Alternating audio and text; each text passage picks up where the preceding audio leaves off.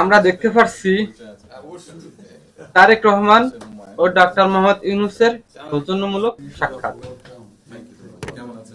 তারেক রহমানের সাথে ডাক্তার মোহাম্মদ ইউনূসের বৈঠক নাকি ডাক্তার মোহাম্মদ ইউনূসের সাথে তারেক রহমানের বৈঠক? আসেন কিছু ভিডিও চিত্র দেখে নেই, পরেই মূল আলোচনা শুরু করছি। যারা আমার চ্যানেলে নতুন অবশ্যই চ্যানেলটি সাবস্ক্রাইব করে সাথেই থাকবেন।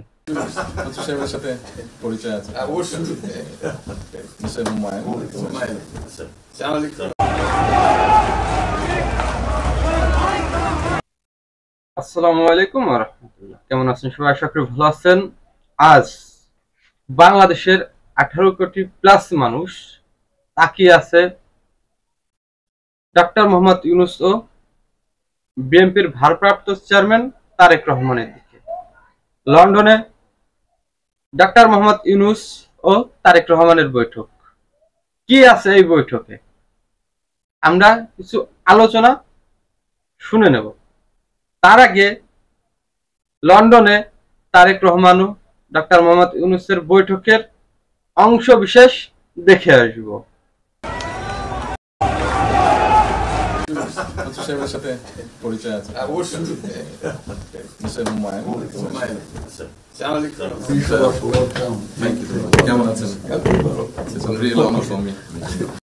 বাংলাদেশের যে একটি স্বৈরা শাসক দল আওয়ামী লীগের যে সকল নেতাকর্মী আছে তারা বুঝতে পেরেছে বাংলাদেশের অন্তর্বর্তীকালীন সরকার ডাক্তার মোহাম্মদ ইউনূস তিনি কোন দলকে বা কোন দল ক্ষমতায় আসলে বাংলাদেশের পরিস্থিতি ভালো থাকবে, বাংলাদেশ ভালো চলবে, বাংলাদেশের জনগণ তার অধিকার ফিরে পাবে।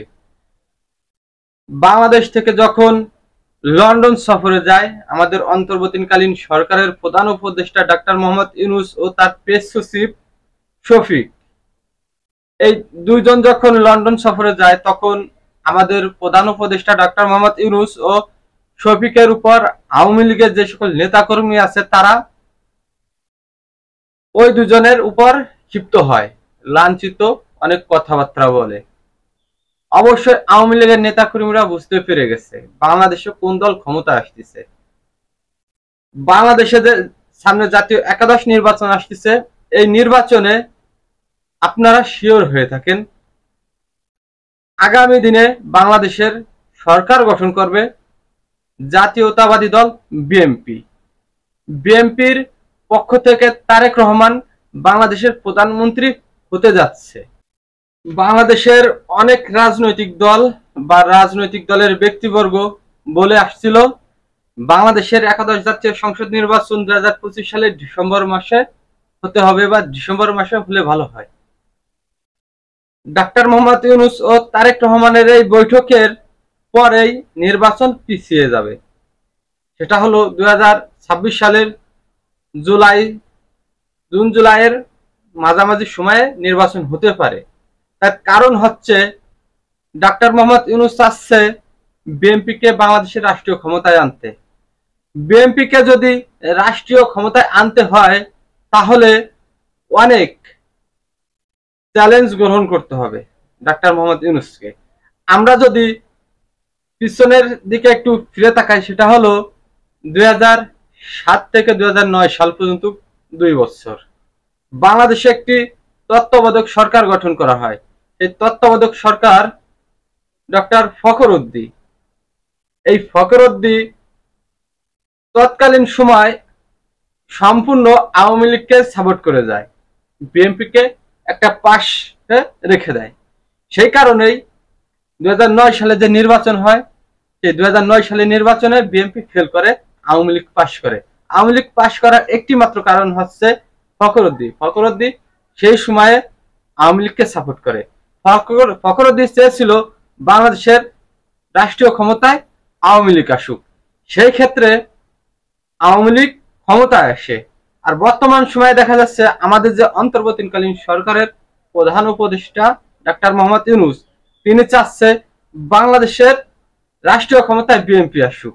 এই কারণেই লন্ডনে ডাক্তার মোহাম্মদ ইউনূস ও তারেক রহমানের বৈঠক শুরু হয়। আরেকটা কথা বলতে গেলে বাংলাদেশের ছোটখাটো যে সকল দল আছে, জামাত, এনসিপি, চরমোনাই, তারা বিভিন্নভাবে বিভিন্ন কথা বলে। কিসের জন্য বলে? বাংলাদেশের পরিস্থিতি যাতে ঘোলাটে না হয়ে যায়। বাংলাদেশের অনেক গণমাধ্যম আছে, তারা বিএনপি নেতা কর্মীদের নিয়ে বিভিন্ন সময় বিভিন্ন ধরনের কথা বলে। রুহুল কবির রিজভী, সালাউদ্দিন সাহেব, বিএনপির মহাসচিব মির্জা ফখরুল ইসলাম আলমগীর, এরা নাকি ভারতের এজেন্ট, ভারতের দালাল, আওয়ামী লীগের টাকা নিয়ে চলে, আওয়ামী লীগের দালালি করে। আসলে এসব বলার কারণ, এসব বলার একটি মাত্র কারণ, সেটা হলো বিএনপির যে সকল সিনিয়র নেতা কর্মী আছে তারা ভারতের ফাঁদে না পড়ে, আওয়ামী লীগের ফাঁদে না পড়ে। তার কারণ হচ্ছে ভারতে বসে শেখ হাসিনা বিভিন্নভাবে চাল চালছে ভারতকে দিয়ে। ভারত অবশ্যই চাবে যে বাংলাদেশের যে কোনো একটি রাজনৈতিক দলকে তার হাতের কবজায় নিতে।